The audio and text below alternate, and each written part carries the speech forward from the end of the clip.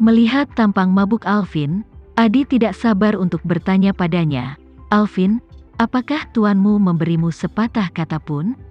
Alvin menggelengkan kepalanya, dia menguap dan berkata, "Belum. Mereka telah memikirkan berbagai cara untuk menarik uang tunai sejak tadi malam. Jumlah uang tunai yang ditarik setiap kali tidak boleh terlalu banyak, jadi mungkin butuh waktu." Adi merasa kesal, dia berkata, "Alvin, aku mungkin akan meninggalkan Jakarta besok malam. Jika aku pergi, kita tidak akan memiliki kesempatan untuk bekerja sama di masa depan." Alvin pun berkata dengan nada menyesal, "Tuan, waktu besok malam ini memang agak mepet, atau kamu bisa tinggal beberapa hari lagi, dan kamu bisa menunggu hari lain. Jika kamu benar-benar bosan, kamu bisa pindah ke Shangri-La untuk tinggal bersamaku. Aku membuka kamar presidensial di sana. Aku hanya tidur di salah satu dari 2 kamar tidur, dan kamu bisa tidur di 3 kamar tidur yang tersisa sesukamu." Adi dengan sopan menolak, "Alvin, terima kasih atas kebaikanmu, tapi aku sudah tua, dan aku tidak terlalu merasakan kemewahan kamar presidensial yang mencolok. Aku belum pernah bercanda denganmu sebelumnya. Aku hanya bisa menunggu paling lama sampai besok malam. Sebaiknya kau cari cara untuk menghubungi keluargamu lagi.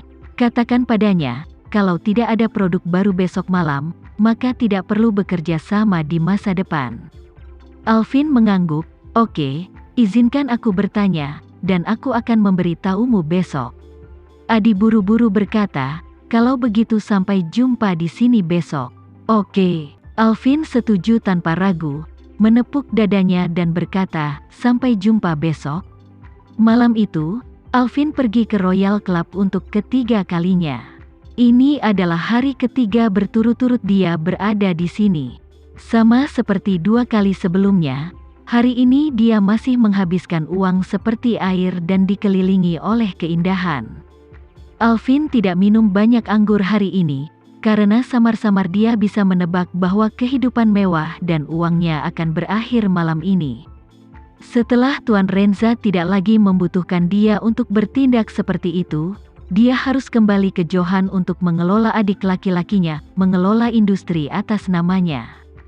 Sebagai tuan lagi, statusnya di dunia lebih tinggi dari 4 raja surgawi Johan. Sangat tidak mungkin baginya untuk menghabiskan waktu di klub malam setiap hari. Oleh karena itu, hari ini, dia sangat menghargai pengalaman indah terakhir ini. Malam itu, Tama berbaring di tempat tidur dan terjaga sepanjang malam. Dia terus berpikir, apa yang akan dia lakukan jika Adi langsung pergi ke Cempaka Villa besok malam? Haruskah dia menemukan tempat yang tidak berpenghuni dalam perjalanan untuk mencegatnya dan mencoba yang terbaik untuk membunuhnya, atau tunggu Adi tiba di Cempaka Villa? Dan saat dia bersiap untuk menyerang kakek nenek dan keluarganya, lalu tiba-tiba membunuhnya secara tiba-tiba? Awalnya, Tama lebih condong ke yang pertama. Ini terutama karena dia belum ingin bertemu keluarga kakek neneknya. Alasan mengapa dia tidak mau bukan hanya karena dia ingin tetap dalam kegelapan sepanjang waktu, tapi juga karena Tama tidak mempersiapkan diri dengan baik untuk bertemu dengan kakek nenek dan keluarganya. Melihat kembali ke awal, kakeknya selalu bersikap buruk terhadap ayahnya, sehingga dalam hati Tama, tidak peduli siapa yang membunuh orang tuanya, keluarga kakek semuanya memiliki tanggung jawab yang tidak dapat diabaikan. Ini juga yang menjadi akar penyebab mengapa dia tidak pernah ingin bertemu dengan keluarga kakeknya, dan selalu mengeluh tentang kakek dan neneknya. Oleh karena itu, pemikiran awal Tama lebih cenderung memilih tempat yang cocok untuk melawan Adi sampai mati. Jika dia menang, dia akan pergi dan menyembunyikan jasa dan ketenarannya. Jika kalah, kemungkinan besar dia akan mati di tangan Adi. Dengan cara ini dia juga bisa merasa nyaman. Namun, Tama dengan cepat membatalkan ide ini. Alasannya adalah dia memikirkan pengingat yang Isyana berikan padanya. Kali ini, kemungkinan besar dia akan berada dalam bahaya.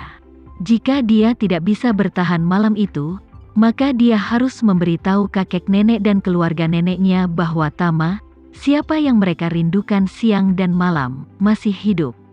Waktu segera tiba di hari ketiga. Adi datang ke Antique Street lebih awal, menunggu kabar baik dari Alvin. Saat ini, Adi gugup dan khawatir. Menurut perintah Lord, dia harus menyerang keluarga Polen sebelum tengah malam hari ini, artinya sebelum jam 11 malam. Dan Adi juga berencana pergi ke Cempaka Villa tepat waktu jam 7 malam ini. Saat itu, dia diam-diam akan mencari tempat yang aman untuk tinggal di Cempaka Villa, dan menunggu kesempatan. Begitu waktunya tepat, dia akan segera menyerang dan membunuh keluarga Polen. Oleh karena itu, keinginan terbesarnya hari ini adalah mendapatkan senjata sakti lainnya dari Alvin sebelum jam 7 malam. Karena itu, dia tahu Alvin mungkin tidak akan membuka kiosnya sampai siang atau bahkan sore hari. Tapi tetap saja, dia datang ke Antique Street pagi-pagi sekali dan menunggu dengan cemas. Tapi Alvin hari ini sama seperti biasanya, dan dia baru datang sore hari. Alvin, Adi tidak peduli dicadangkan, dan berlari ke arahnya dengan cepat, dan bertanya, "Alvin, bagaimana? Apakah kamu sudah berkomunikasi dengan keluargamu? Bisakah mereka mengirimkan barang hari ini?"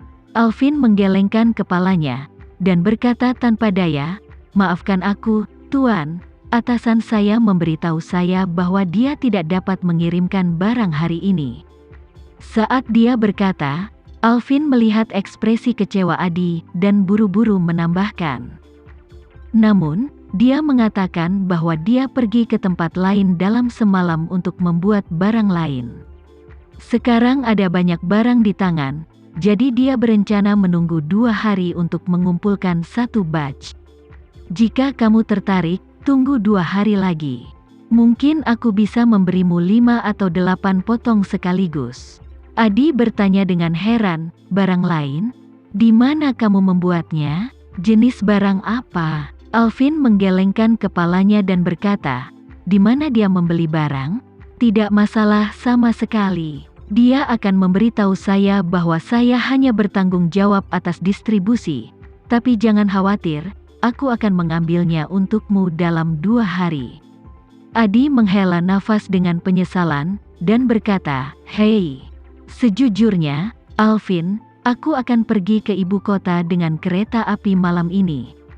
Aku sudah memesan tiket pesawat dari sana ke Argentina besok, dan aku akan meninggalkan Indonesia besok." Alvin bertanya dengan takjub, "Pak, kenapa kamu pergi begitu terburu-buru?" Wajah Adi sedikit tidak enak dilihat, dan dia berkata dengan sedikit rasa bersalah, "Mengapa kamu mengatakan ini dengan sangat buruk? Apa maksudmu dengan pergi dengan terburu-buru? Aku sudah keluar terlalu lama kali ini, aku harus kembali, istri dan anak-anakku sedang menungguku." Alvin berseru, "Oh, tidak peduli berapa lama, ini akan memakan waktu 2 hari. Tunggu 2 hari lagi yang bagus akan ada di sini.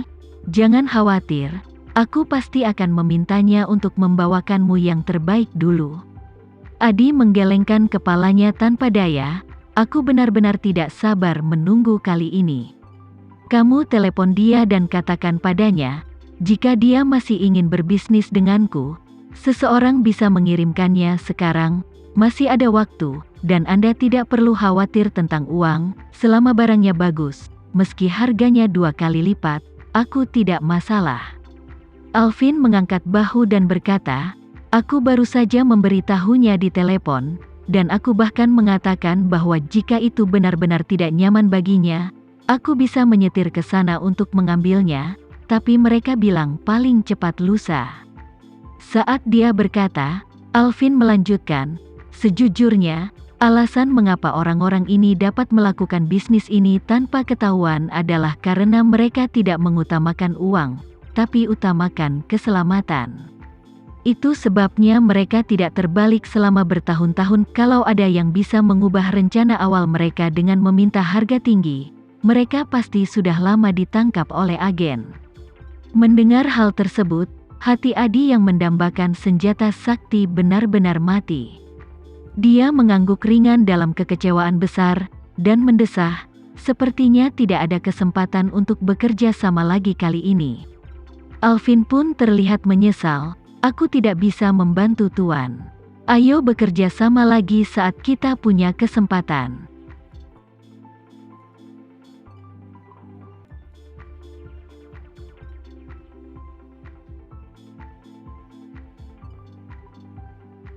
Sekian dulu ya video kali ini, kita lanjutkan lagi videonya di lain waktu. Oh iya, bagaimana menurut kalian? Semoga bisa sedikit menghibur kalian semua. Untuk teman-teman yang baru nonton, jangan lupa subscribe ya, hehehe. Dan kalau teman-teman ada yang ingin gabung langganan, bisa langsung gabung saja untuk dapat fitur yang menarik dan sedikit membantu Mimin. Terima kasih banyak sudah menonton, sampai jumpa lagi, bye.